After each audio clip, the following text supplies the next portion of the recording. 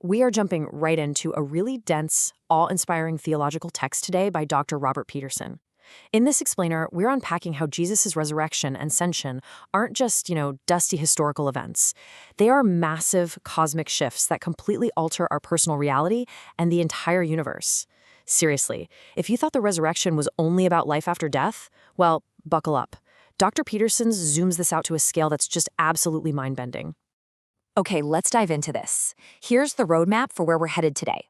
We're going to start with the first fruits of resurrection, then move on to reconciling the cosmos, tackle the universalism question, look at the Ascension's crucial role, and finally wrap up with restoring Eden's intimacy. Let's go. All right, part 1, the first fruits of resurrection and how it breaks the chains of dust. To kick things off, Dr. Peterson points us straight to the Apostle Paul's really candid assertion in 1 Corinthians 15:20. And what's super interesting here is that this specific verse actually played a massive role in Dr. Peterson's own faith journey. He talks about being deeply humbled by the sheer honesty of the scriptures here. I mean, Paul bluntly lays out the absolute disaster it would be if Christ weren't raised. He essentially says the entire foundation of the faith would just crumble into nothing. But then he joyfully pivots and concludes that Christ has been raised, and he calls him the first fruits. So what does that actually mean for us? First fruits is an ancient agricultural term. Back in the Old Testament, bringing the very first of your flock or your harvest was a way to acknowledge God's blessing. But here's the kicker. From God's side, accepting that offering acted as a divine promise to provide more. So by calling Jesus the first fruits, Paul is proving that his resurrection is absolutely not a one-off, isolated anomaly. It is a literal guarantee of our future resurrection. Because he's alive, there's a promise of much more to come. Peterson illustrates this by using a brilliantly clear contrast from Paul, the tale of the two Adams. The first man, Adam, was made from the ground. The Hebrew word there is Adamah, literally meaning dust. And because of the fall, humanity follows him right into sin and death. We bear the image of the man of dust.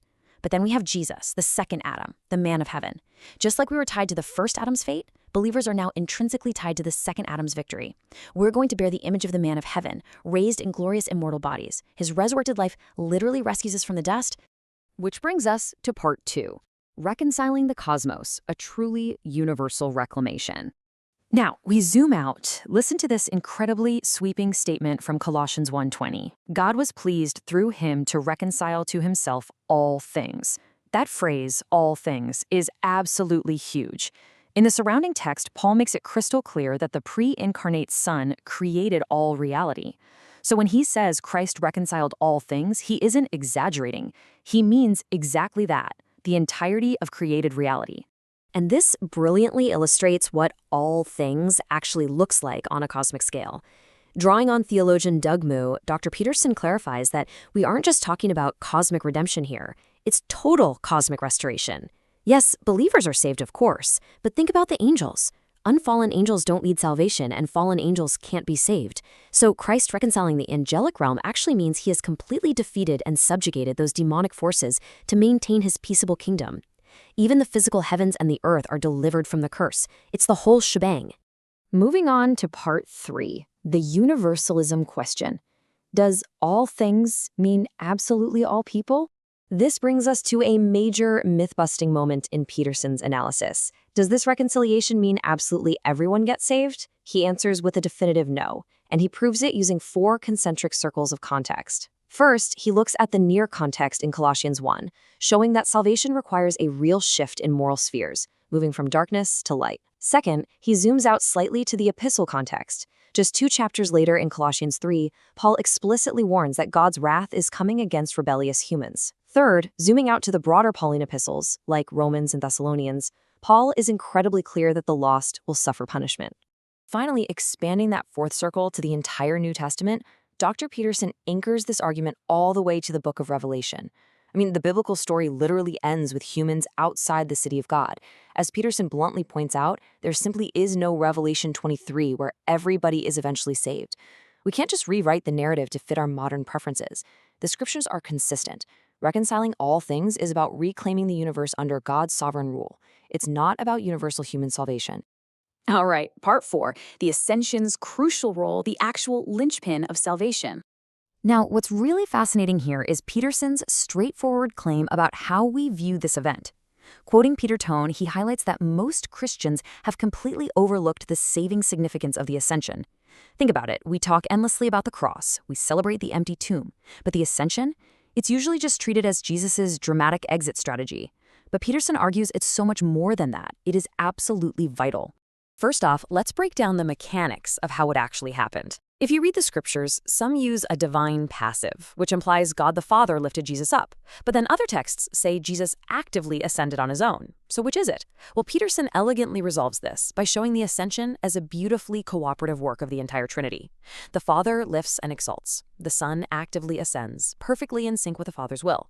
And the Holy Spirit, since Jesus is the man of the Spirit par excellence, empowers him for the entire journey upward. He grounds this Trinitarian perspective right in the text, validating that while the Bible definitely implies the Father's action and the Spirit's empowerment, Christ is deeply, deliberately active in his own ascension. He didn't just passively float away into the clouds, he purposefully ascended to complete a very specific mission. Let's move along and see how this builds, because when you map out the sequence, it becomes undeniable that the Ascension is the literal linchpin of salvation. Without it, the entire timeline just breaks down. Jesus had to ascend so he could sit at the right hand of the Father. He had to ascend to send the Holy Spirit at Pentecost. Remember, he explicitly told his disciples, "If I do not go away, the Helper will not come." He had to move beyond the earthly realm to present his perfect sacrifice in the heavenly sanctuary, fully completing his priestly work. And logically speaking, there's absolutely no second coming if he doesn't leave the earth first. And finally, Part 5, Restoring Eden's Intimacy, the Ultimate Reunion. Let's bring this all back down to earth and look at the contrast. After the fall in Genesis 3, humanity was essentially cast out of the immediate, intimate presence of God. Now, sure, God still interacted with Israel throughout the Old Testament, but that ultimate, close proximity relationship was completely severed by sin. But here is the game changer. Through the Ascension, Jesus doesn't just go back to heaven as God. He takes his fully complete human nature with him. He becomes our forerunner. He walks right past the heavenly curtain, completely abolishing that separation once and for all. I love how Peterson phrases this. He says, one of our own kind, one of our own human race, has ascended to the right hand of God, thereby making a way for us to be in full relationship with God. Just pause and think about the sheer magnitude of that for a second. Because a perfect human being, the God-man, is currently seated in heaven. A level of intimacy with the divine is now available to us that literally hasn't been possible since the Garden of Eden. It's incredible. We've covered a ton of really dense, beautiful theology in this explainer, traversing from the first fruits of the grave all the way to the total restoration of the cosmos. But I want to leave you with one final thought to chew on. If the resurrection truly broke the chains of death, how does knowing that you have a literal, physical human representative in heaven right now change the way you interact with God today? How does it actually change your confidence, your hope, and your daily prayers? Let that sink in. Thanks for exploring this with us, and keep seeking, keep learning, and keep asking the big questions.